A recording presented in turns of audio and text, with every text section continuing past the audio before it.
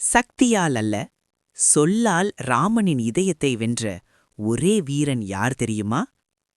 ராமாயண காலம், கிஷ்கிந்தா வனம். சுக்ரீவன் பயத்தில் இருந்தான். வந்தவர்கள் யார் என்று. அப்போது அனுப்பப்பட்டான் ஹனுமான்.